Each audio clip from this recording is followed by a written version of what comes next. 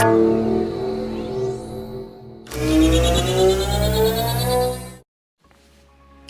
hello there. I'm Steve, the AI Teacher Guy, and welcome to my channel where we teach teachers how to save time and build better resources by leveraging AI. Now this afternoon I've had a really interesting question posed. Can AI solve logic problems? And the answer to this is sort of. It kind of depends. And this comes back to something that I've talked about in my book, Teacher Prompt Secrets. By writing a good profile first before you get it to solve a question, you'll get infinitely better responses. Now this comes back to the way that ChatGPT works. It's been trained on terabytes of data, which means there's trillions of voices inside of the information that it needs to sift through. By having a good profile first and saying this is who they need to emulate, you will get significantly better responses back from what you ask. Now this question posed was really cool. It got my brain thinking outside the box, and honestly I've probably spent about 3 hours playing around with this trying to work out a solution. And this is what I found. So originally this was posed by Ray Fleming, who's a bit of a hero of mine. Him and Dan Bowen run this podcast called AI in Education. It's been going around for years and it's awesome. If you haven't checked it out yet, highly recommend it. So here was the question that was posed. So Ray was asking this. So why you need to be really careful with AI to solve things. And this is one of the big challenges of LLMs, right? So he basically posed this. If you want to know how dumb Gen AI is, ask it to solve this. Solve this for me. A farmer stands at one side of the river with a sheep. There is a boat with enough room for one person and one animal. How can a farmer get himself and the sheep to the other side of the river using the boat in the smallest number of trips? Before you solve it, list a list of common false assumptions that people make when solving this. Please solve the above.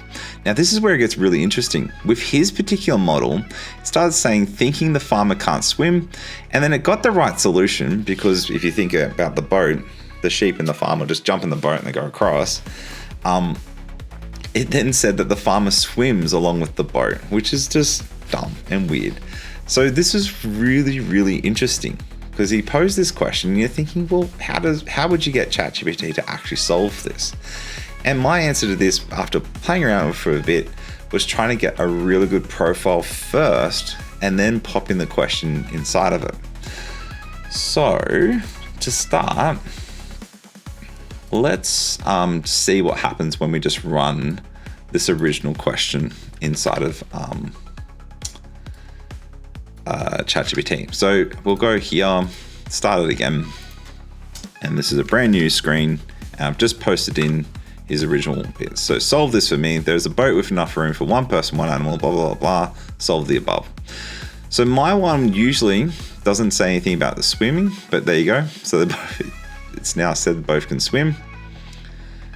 And then it says detailed explanation, trip 1, trip 2, and then trip 3. So the farmer crossed the river alone. The farmer returns with the boat, and then the farmer takes the sheep across. So it says 3 trips, which is a bit weird.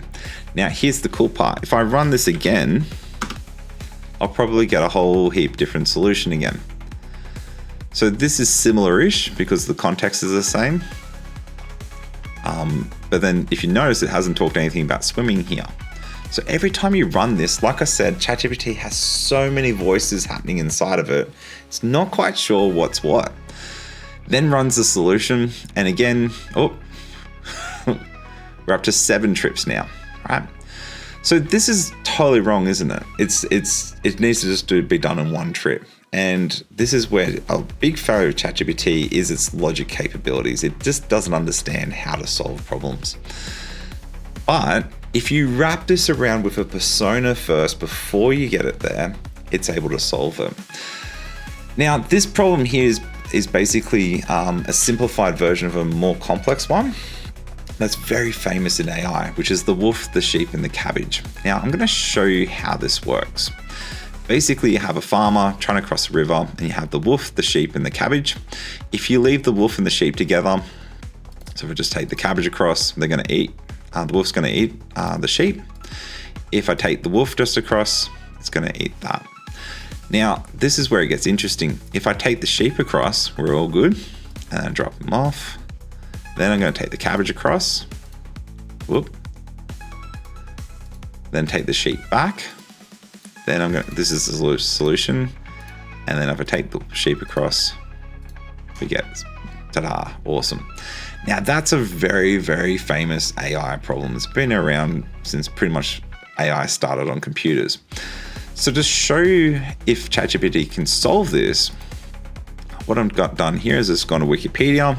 Let's copy that, come across here, and this is what I did this afternoon. Solve this, and let's paste that in.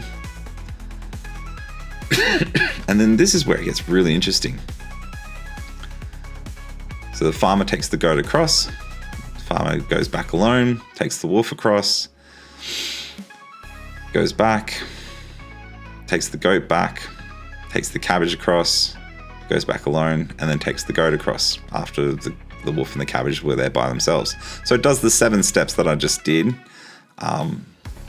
which is pretty cool. Right? Now, the reason it's able to do that is somewhere there in the terabytes of data, I'm assuming that story has popped up a couple of times. So it's been able to draw from that and go, yep, here's the solution, here's the answer. So with Ray's question, here's the issue, it's unfamiliar. So people, when ChatGPT looks at that, it's going, not quite sure what to do in this unfamiliar context. Now, to solve this, what we need to use is a bit more of the computer science brain. And as a computer scientist, we would try and solve this using graph theory and Python coding merged together. So as a good prompt engineer, knowing that's the way that you would solve it, you would wrap that around in a profile first before sort of solving the problem. And here's how I did it. So to start, I went down here, and let's do it actually in a Google Doc. So I'm gonna go, imagine you are an expert logician who can solve complex problems. All right, so this is the context. This is the cartridge we're loading into ChatGPT before we're getting to solve a problem. You then have, with a PhD and 20 years of experience, your expertise is in Python coding and graph theory, which will be crucial in mapping scenarios to find optimal solutions. Before trying to solve the scenario, set up the characters' initial and end states. So this is me creating a bit more context around the problem and trying to help it to solve the solution out. Your task is to solve, so this is the action. So I've given the context first, then I always give an action afterwards.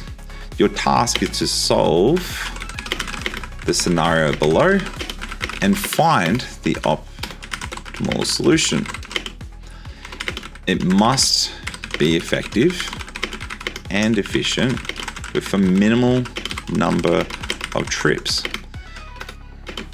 Use Python code to try to solve the scenario before you give the solution. And then we're going to just copy and paste in what we had before. So copy. Oh, no.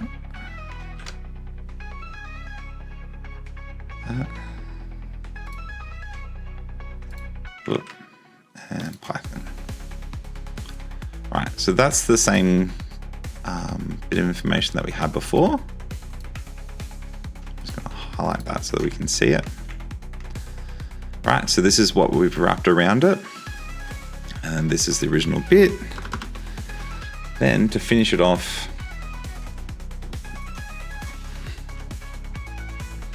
please find the minimal number of trips needed to find a solution.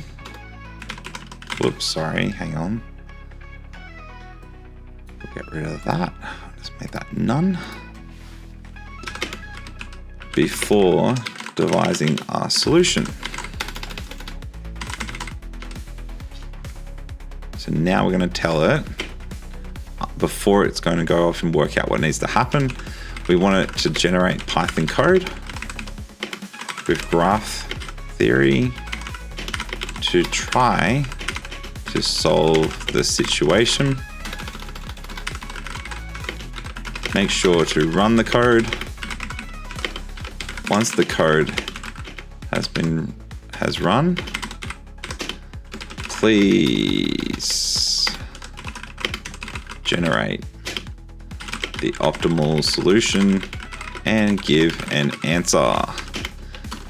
Now, by writing this wrapped around this original prompt, you're giving it a lot more context, right? And it's going to make it way more easy for it to try and think, oh, this is who I need to be first, and this is how I'm going to try and solve the problem. So it hasn't solved the problem by itself necessarily, but it's got the tools that it needs to put together to work that out, which is what we need to start teaching not just our staff, but also our students to try and think this way so that we can try and leverage AI a little bit better.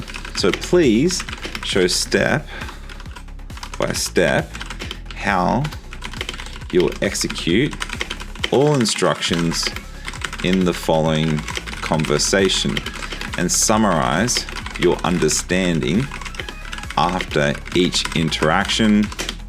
This is my golden line. So if you take anything away from this video, this is gold.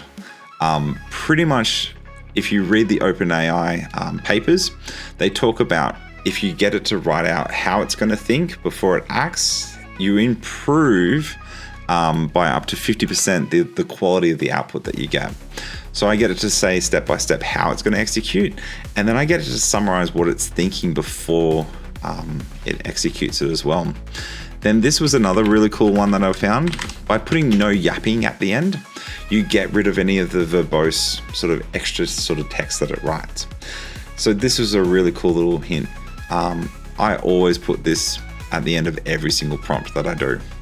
Pretty much it's made my prompts significantly better. Rightio, so we're going to copy that, go to ChatGPT, make a new window, and let's paste it in and get it going. Now here's the cool part. It's going to understand the problem first, put out the assumptions that we had in the original prompt.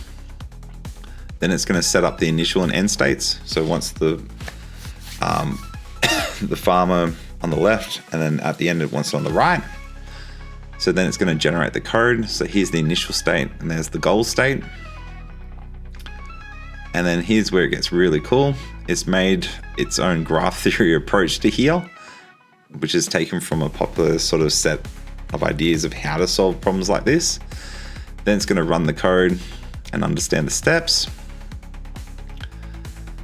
And then this is really, really cool. So it's gone that far. Now, it hasn't executed the code. So now, the code. And this is where ChatGPT isn't really 100% always correct, and why we need to make sure that we interact with it and give it these prompts as we go. So it's generated the code, but then it's gone a little bit overloaded and it's like, I've done enough now, I'm going to stop. You'll find this a lot with the amount of tokens that it's able to execute. So pretty much just be patient with it, and then you're able to solve it. And then there we go, it solved it. Here's the solution. Moves once, final state, total number of trips was 1. Now that's a really, really complex output that you can see there to get to the solution, but it's used logic, which is pretty cool. And we've been able to sort of manipulate it, get that approach in a meaningful way. So we didn't tell it exactly how to do it. We've just said, here's the tools that you need to think about. And then it's gone off and gone, yeah, I actually remember how to do graph theory. Oh, I know how to do Python coding.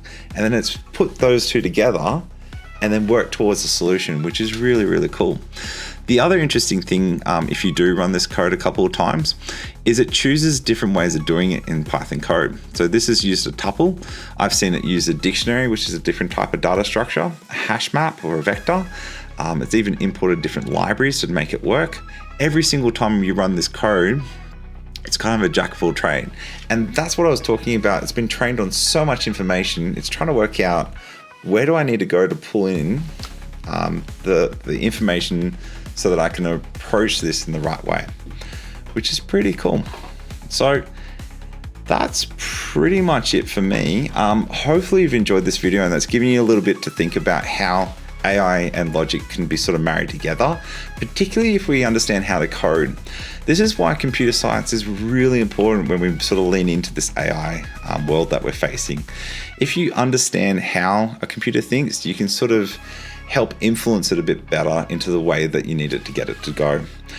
That's it for me. If you did enjoy this video, please give us a like and subscribe down below, as it does help with that YouTube algorithm and help get that message of AI Teacher Guy out there. If you do have any questions and you do want to sort of work on different AI problems, I'm always interested in trying to solve them.